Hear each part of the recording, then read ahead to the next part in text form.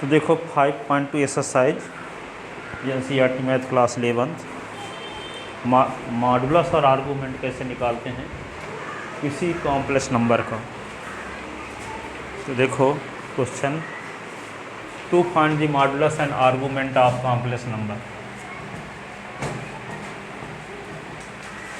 Find the modulus, find the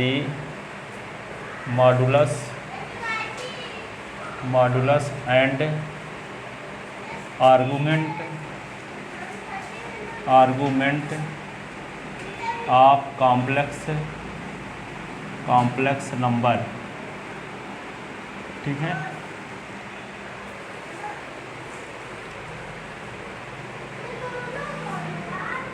तो यहाँ पे देखो, यहाँ पे ये जानते रहो कि कोई पॉइंट कॉम्प्लेक्स नंबर किस क्वाड्रेंट में कंटेन है।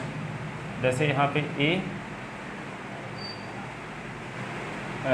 ये मान लो x, y या x प्लस आयोटा y, जिसको x और ये y, इसका ऑर्डर पेयर है x minus x plus y iota, जिसको लिखेंगे माइनस एक्स वाई। ये क्या होगा, minus x minus y iota, ये point minus x minus y. ये क्या होगा, x plus y iota, x minus y iota. तो इसका पॉइंट क्या होगा, एक्स अकाम माइनस वाई। ये फर्स्ट क्वाड्रेंट है, ये सेकंड क्वाड्रेंट, ये थर्ड है, ये क्या है, फोर्थ। यदि फर्स्ट में है तो थीटा ही क्या होगा, आर्गूमेंट ऑफ जेड क्या होगा, थीटा होगा। यहाँ पे आर्गूमेंट ऑफ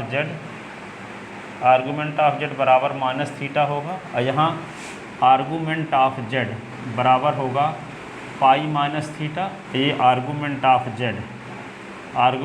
ऑफ जेड बराबर थीटा माइनस पाई होगा। ठीक है, और यहाँ पे आर्गूमेंट ऑफ जेड क्या होता है, यहाँ पे minus pi is less than argument of Z is less than or equal pi. Argument जो किसी नंबर का जो आर्गूमेंट होता है उसकी वैल्यू माइनस पाई और पाई के बीच होती है, और आर्गूमेंट ऑफ जेड का मान पाई हो सकता है लेकिन माइनस पाई नहीं होता। अब इतने पॉइंट की मदद से पूरे क्वेश्चन सॉल्व हो जाएंगे। ठीक है, ये पॉइंट ध्यान रखना। अब क्वेश्चन नंबर फर्स्ट बोलो, दो किताब।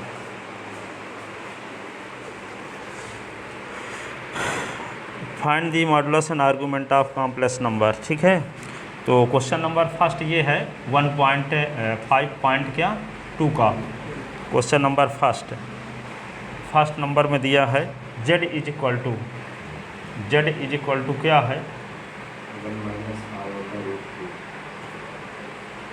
क्या है, -1 माइनस आयोटा रूटी के क्या लिखा है, -1 माइनस आयोटा रूट 3, ऐसे है, -1 माइनस आयोटा रूट 3। ठीक है, given then we have to find the modulus and argument of given complex number.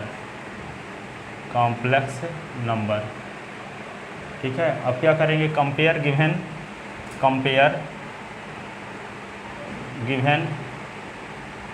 Complex number with, किससे कंपेयर करेंगे, z इज इक्वल टू, किससे कंपेयर करेंगे, a प्लस या x plus iota y। We get तो क्या होगा, x is equal to होगा -1, s is equal to -1, iota coefficient y है, iota coefficient -√3, y is equal to क्या होगा, -√3। ये हुआ।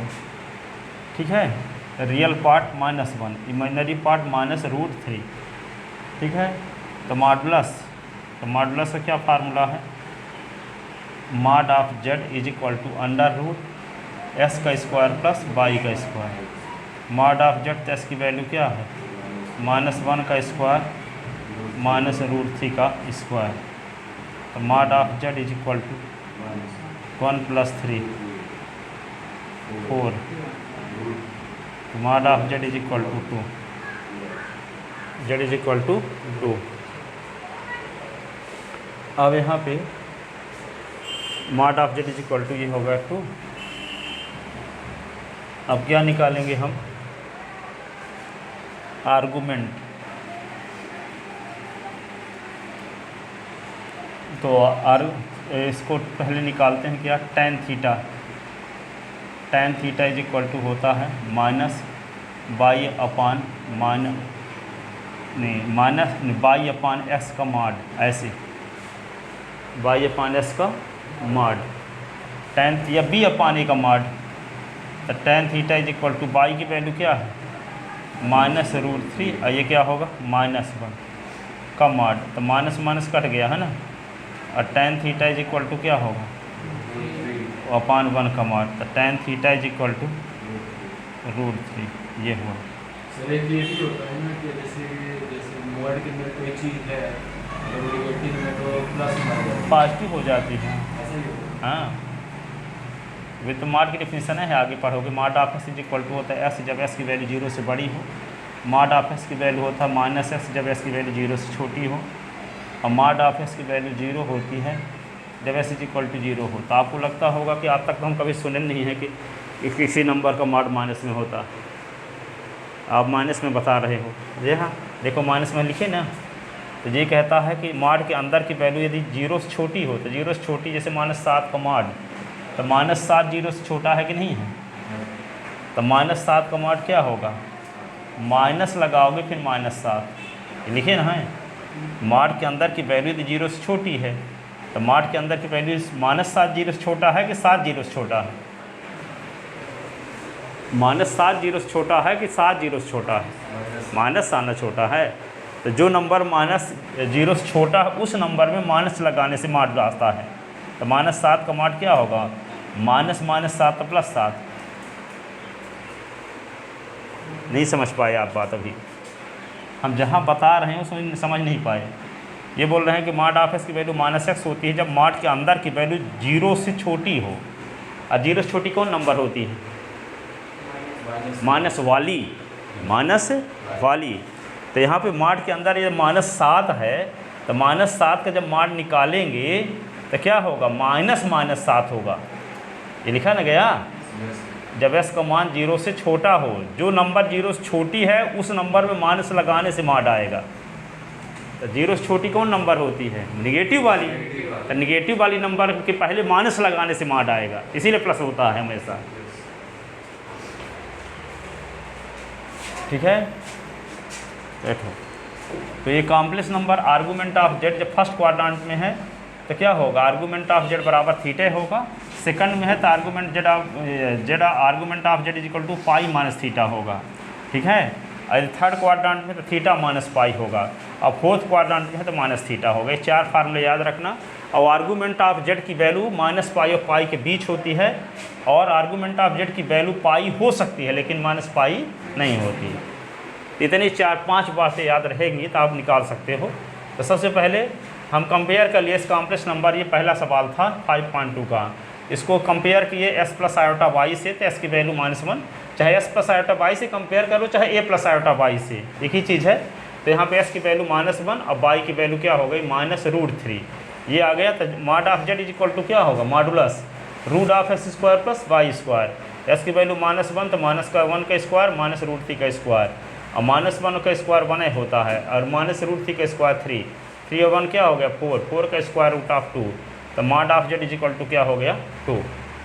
Mod of Z is equal to क्या हो गया 2। अब क्या निकालेंगे हम tan थीटा। तो tan थीटा बराबर होता है y/s का मॉड। तो y की वैल्यू क्या है -√3 और s की वैल्यू -1। माइनस कट भी गया, उसका मॉड निकाले तो क्या आया √3/1। तो tan theta is equal to क्या होगा, tan theta is equal to क्या होगा, tan √3 किसकी वैल्यू होती है 60 की। तो theta is equal to 60 degree. 60 degree को रेडियन में बदल दो तो π/180 और 63 जा, तो theta is equal to π/3 radian. ठीक है, थीटा की वैल्यू π/3 रेडियन आई। अब देखो यहाँ पे s और y, इसका रियल पार्ट और इमेजिनरी पार्ट दोनों निगेटिव है। तो जब रियल पार्ट इमेजिनरी पार्ट दोनों निगेटिव होता है तो किसमें कंटेन होता है पॉइंट, कौन से क्वाड्रेंट में कंटेन होता है? जब रियल पार्ट और इमेजिनरी पार्ट दोनों निगेटिव हो तो वे कॉम्प्लेक्स नंबर कहाँ कंटेन होती है? थर्ड क्वाड्रेंट में। ठीक है, तो जब थर्ड क्वाड्रेंट में कंटेन होती है तो आर्गूमेंट ऑफ जेड बराबर क्या लिखेंगे? Theta minus pi. तो थीटा की वैल्यू क्या आ गई है? π/3। तो यहाँ π/3 माइनस पाई कर देंगे, थीटा की वैल्यू रख देंगे। तो पता कैसे लगाएंगे? पता कैसे लगाएंगे कि कॉम्प्लेक्स नंबर जो दी गई है वो किस क्वाड्रेंट में है? यदि दोनों निगेटिव है तो थर्ड में, दोनों पॉजिटिव है तो फर्स्ट में। ठीक है, पहला निगेटिव दूसरा पॉजिटिव तो सेकंड में, और पहला पॉजिटिव दूसरा निगेटिव तो फोर्थ में। ठीक है, तो क्या लिखेंगे? Since real part of Z is negative, real part and imaginary part है बोथ निगेटिव, दोनों ना negative. Since real part, since real part and imaginary part of Z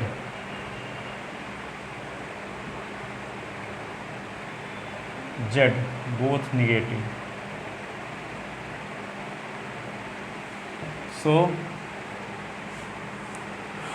so points represented by, points represented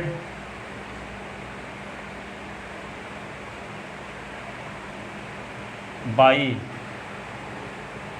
given complex number lies in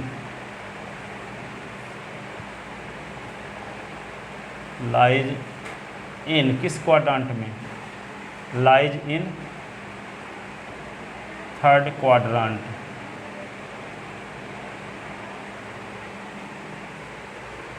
since real part and imaginary part of Z both negative, so points represented by given complex number lies in third quadrant, lies in third quadrant।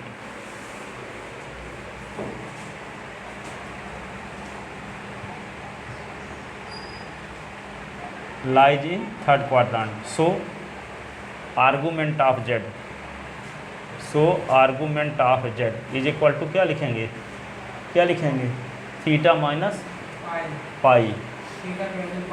Theta की value निकल चुकी है, क्या निकली है? π/3 और minus pi. इसके नीचे 1 लिखो। तो देखो यहाँ एलसीएम क्या आएगा? 3। तो ये होगा पाई और माइनस 3 पाई, 2π/3।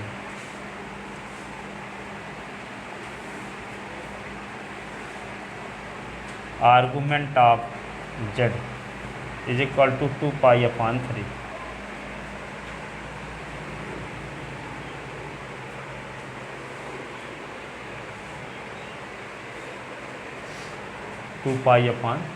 लिख लिए।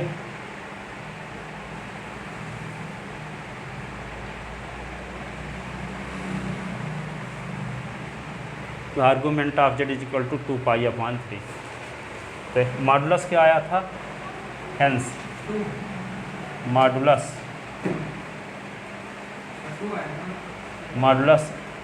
Mod of Z is equal to 2 आया था ना, और आर्गूमेंट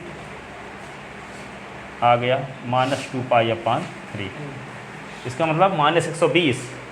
तो -120 क्या है? -180 से कम है ना, है -180 और 1 किसके किसके बीच होता है? इसका मतलब ये होगा -180 अंश, और ये आर्गूमेंट ऑफ जेड, और ये क्या होगा?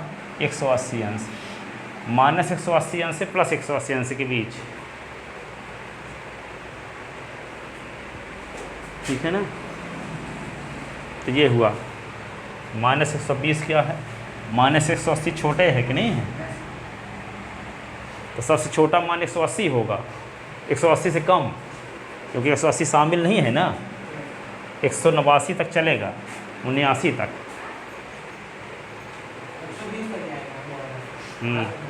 आर्गूमेंट ऑफ जेड 120 आया है, तो इसके -180 से अधिक है, 180 के बीच, तो इससे बीचों बीच है कि नहीं है? -180 से अधिक होना चाहिए, -180 नहीं होगा, अब +180 हो सकता है।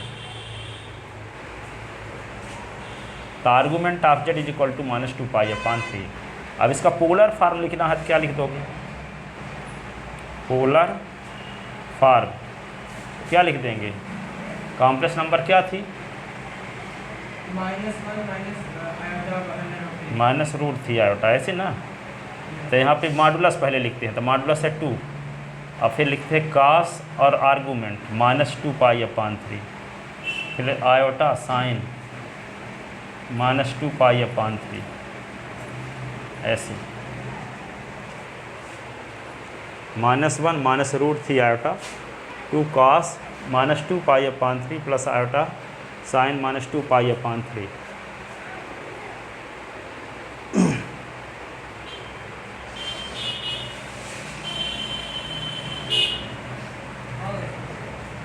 ठीक है,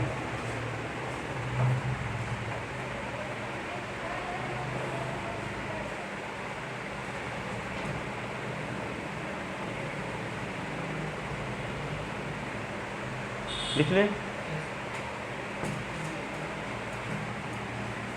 इसको मिटाते नहीं हैं। अब दूसरा क्वेश्चन देखते हैं। दूसरा ये है -√3 प्लस आयोटा, इसका मॉडुलस आर्गूमेंट और पोलर फॉर्म निकालना है। तो कंपेयर गिवन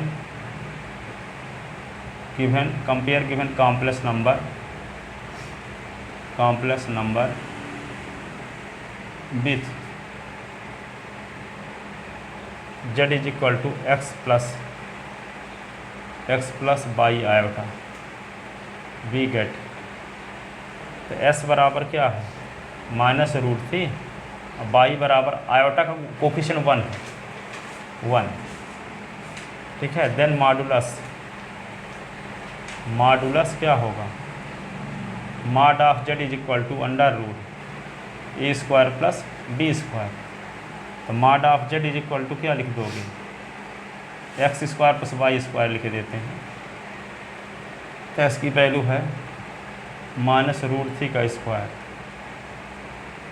1 का square. Mod of z is equal to ये होगा 3 + 1। तो mod of z is equal to 4, तो mod of z is equal to 2।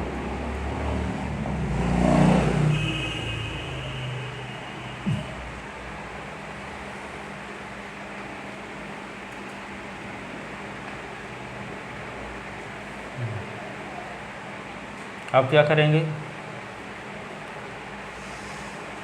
tan theta is equal to क्या होता? y/s का मॉड, से ना। तो tan theta is equal to y की वैल्यू क्या? 1/-√3 का mod. tan theta is equal to 1/√3। tan theta is equal to 1/√3, tan किसकी वैल्यू? tan 30। तो थीटा इज इक्वल टू क्या है? 30 डिग्री। 30 डिग्री को क्या लिख सकते हैं? 30 × π/1 80, 36 जा π/6 रेडियन, π/6 रेडियन।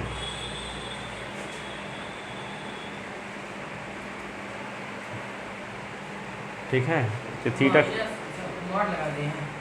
हाँ, थीटा की वैल्यू निकालते समय माइनस मॉडल लगाएंगे, फिर वह इधर का फार्मूला जानते रहना किस कंडीशन में क्या होता है।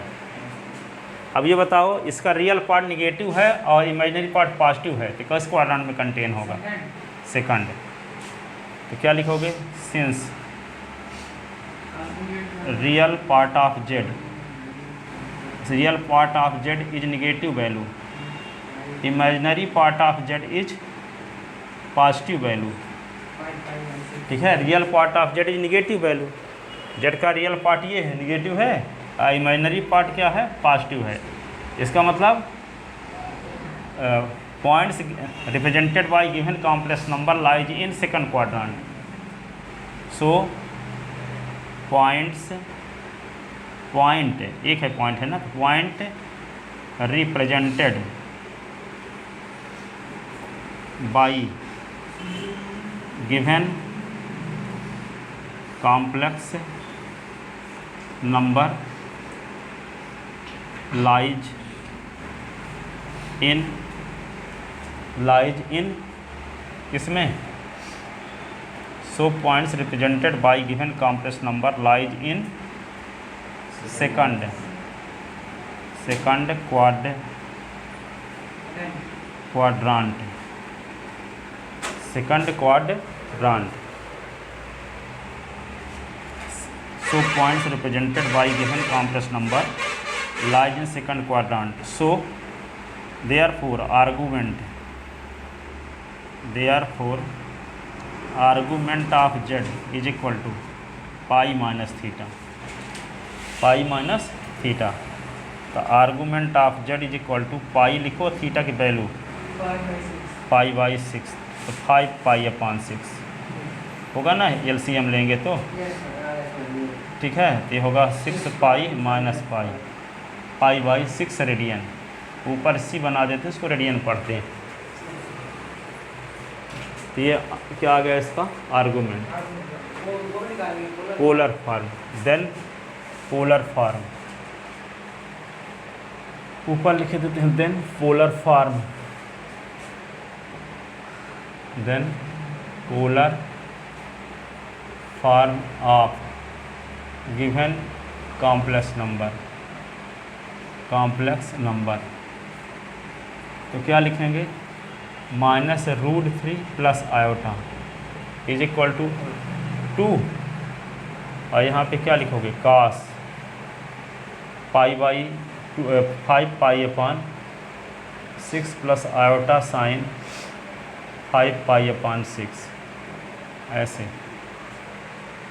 √3 प्लस आयोटा था 2, cos 5 pi upon 6 iota sine 5 pi upon 6, ये होगा।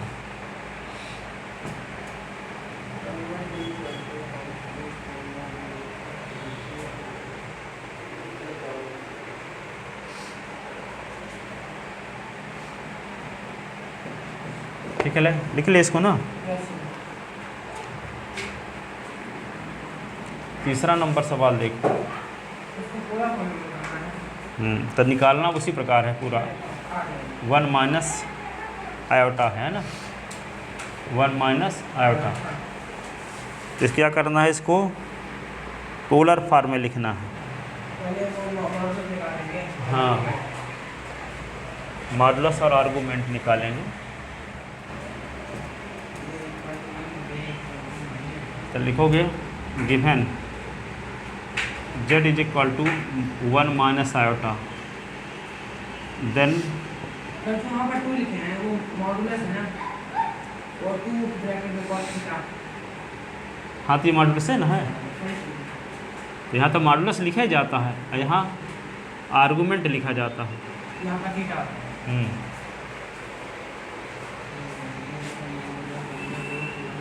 Given z is equal to 1 minus iota, then we have to find the polar form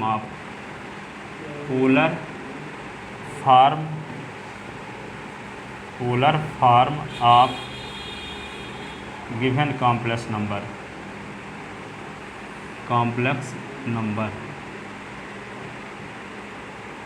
compare given complex number with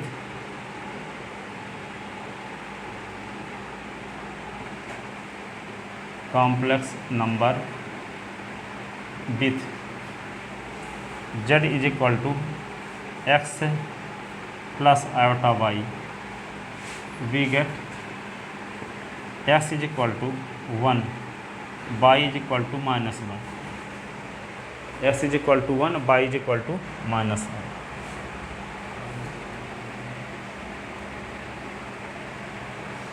ठीक है, तो ये एक्स वाई की value आ गई, तो क्या निकालोगे आप? क्या निकालोगे? मॉडुलस। मॉडुलस निकालने पड़ेगा। मॉडुलस तो mod of Z is equal to under root क्या होता है, x square plus y square.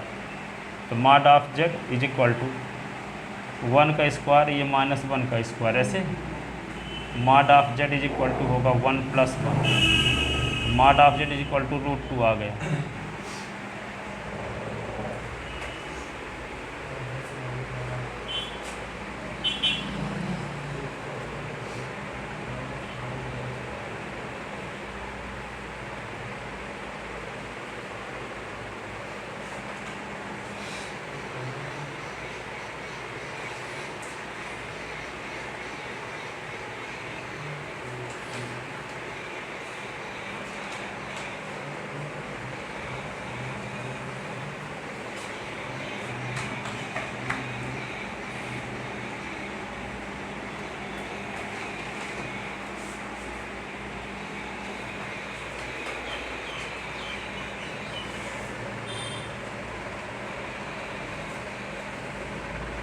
√2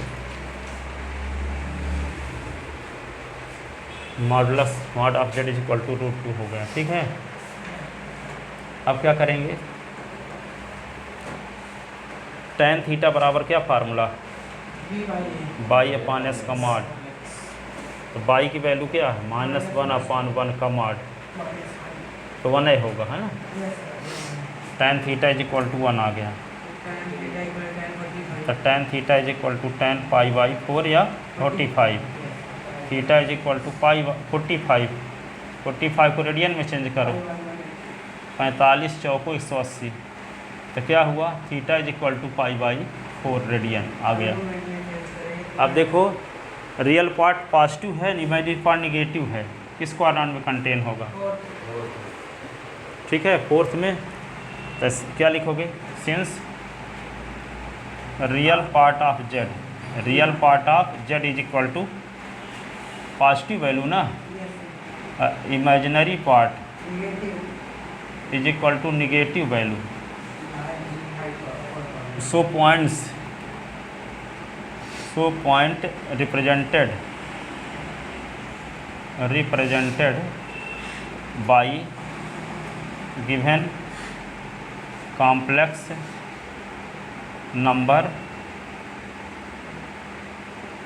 lies in fourth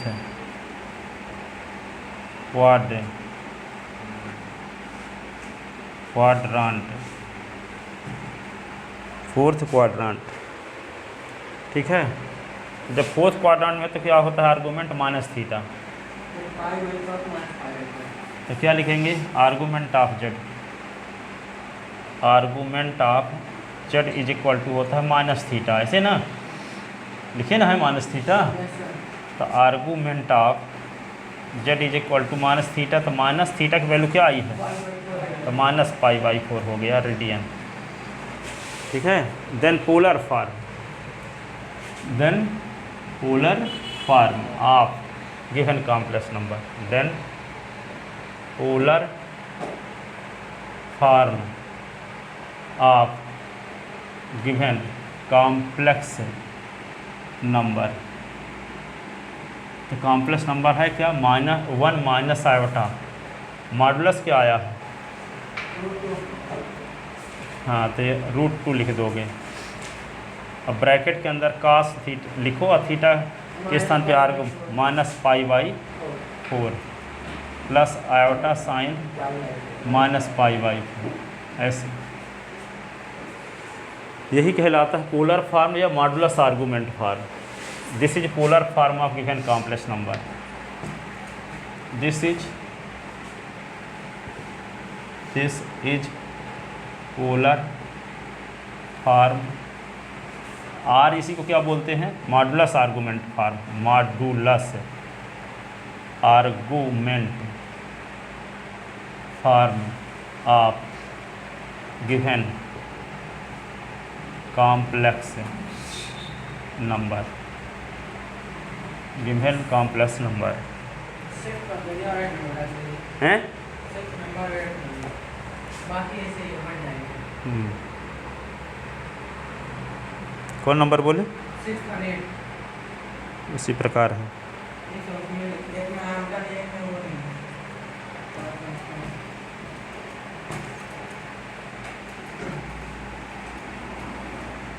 लिख ले इसको। Yes.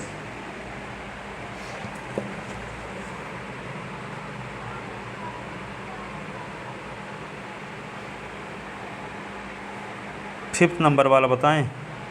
6 और 8 का जो है। सब दोनों माइनस वाले कोई क्वेश्चन हुए हैं? हाँ सब बन गया है। ऊपर कितना तो पहला नंबर मैं था पहला नंबर है ना, पहला नंबर। हाँ तो क्या नंबर? 6 और 8 का 6 नंबर क्या है? Root 3 z is equal to -3 भर है ना, इसको लिख सकते हैं क्या? z is equal to -3 plus 0 iota. तो क्या लिखें? Compare given complex number with z is equal to x plus Y iota we get.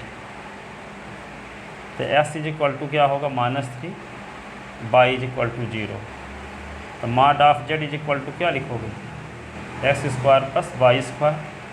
तो mod of z is equal to -3 का स्क्वायर 0 का स्क्वायर।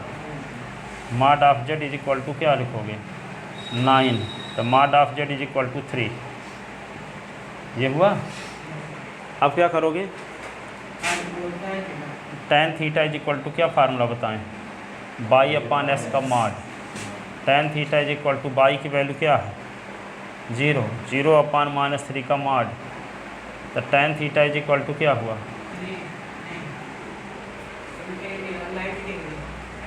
तो क्या आ गया? 0। tan theta is equal to लिख लो tan पाई साइन पाई अपान कास पाई। कास पाई की वैल्यू -1, साइन पाई की 0। ठीक है। तो थीटा इज इक्वल टू क्या आ गया? पाई। हैं? 0 साइन पाई। tan पाई का मतलब होता है, देखो tan पाई का मतलब होता है साइन पाई अपान कास पाई। तो साइन पाई की वैल्यू होती है 0, कास पाई की -1। तो 0 में -1 का भाग दो तो 0 ना आएगा। ठीक है। तो theta is equal to pi.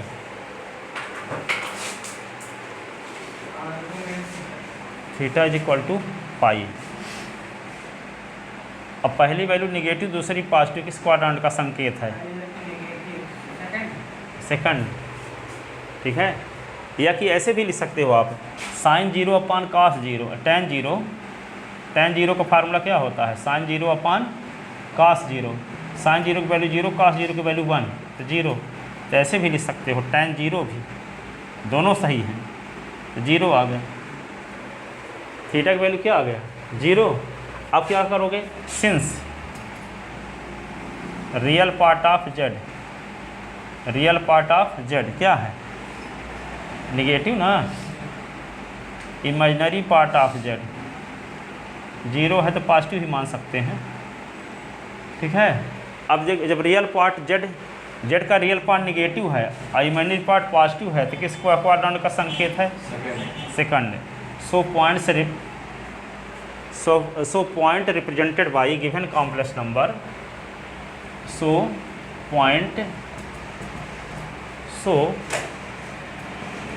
point represented by given complex number. So point represented by given complex number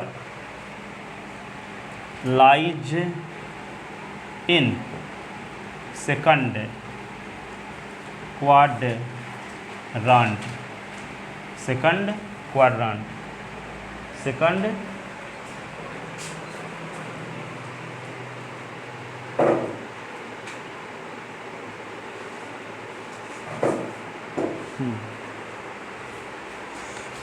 second quadrant.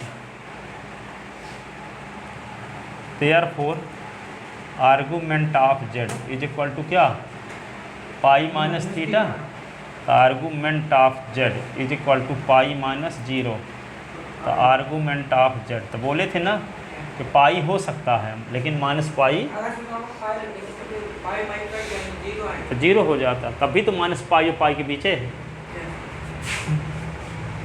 Minus pi और पाई के बीच में तो 0 उबे करेगा, हैं?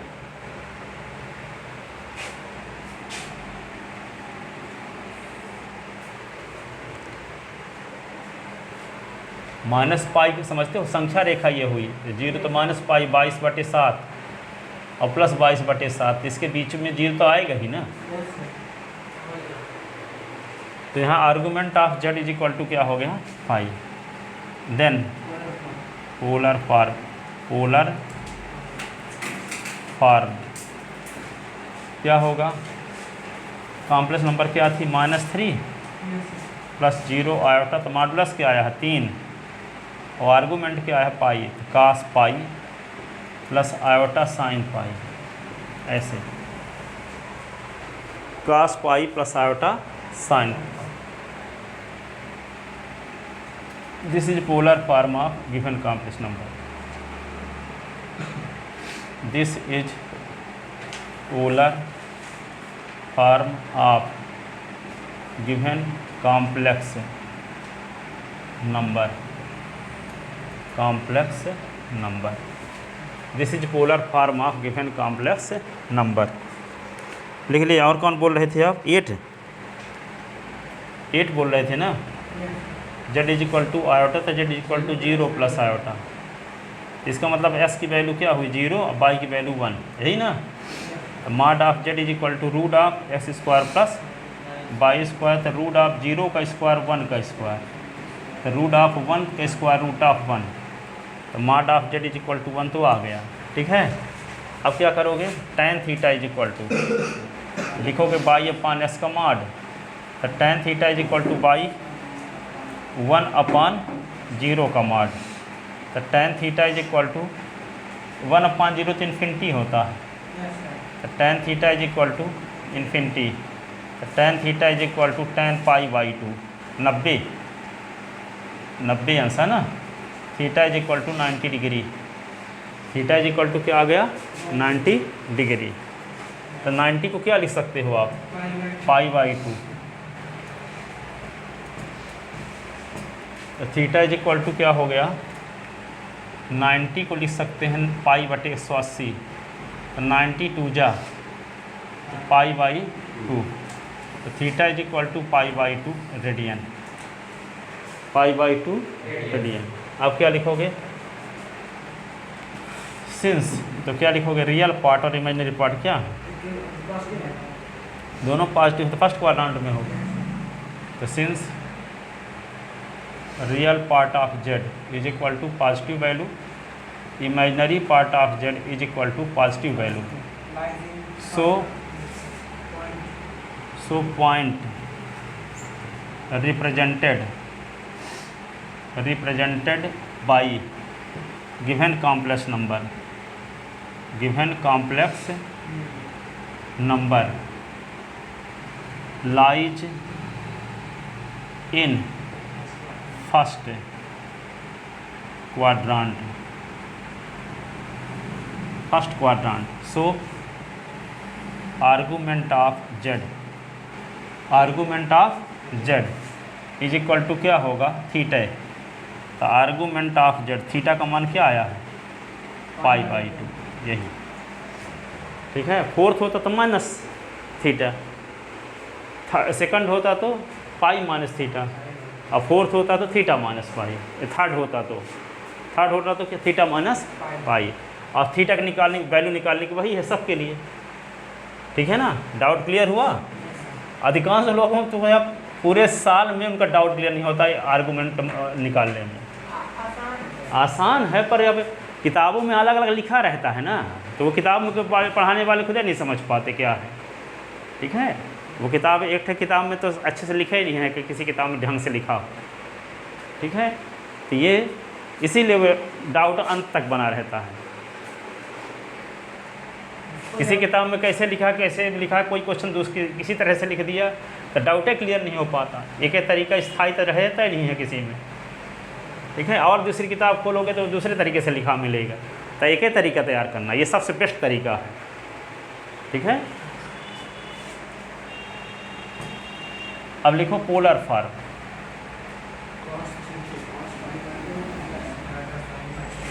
पोलर फॉर्म, पोलर फॉर्म किसका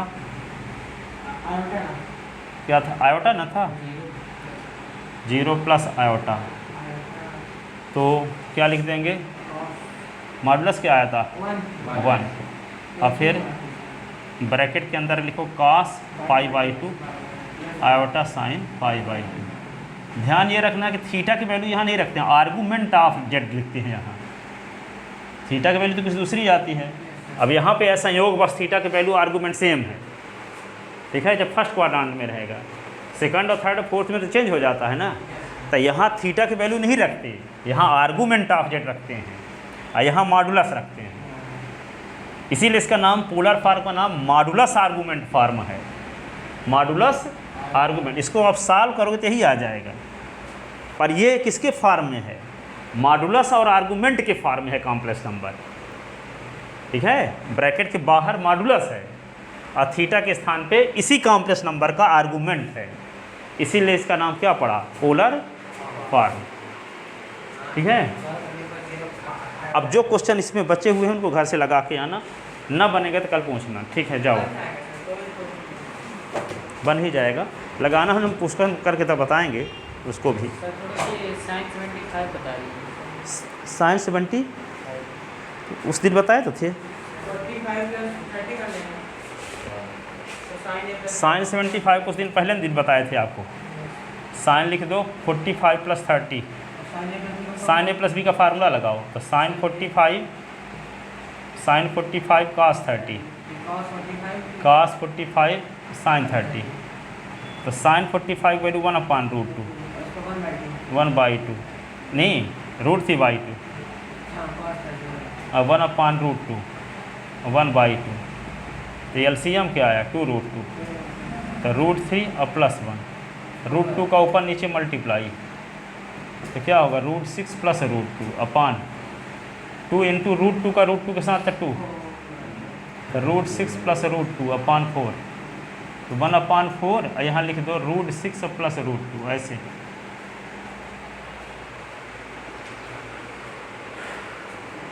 ठीक है, हाँ पहले दिन बताए थे।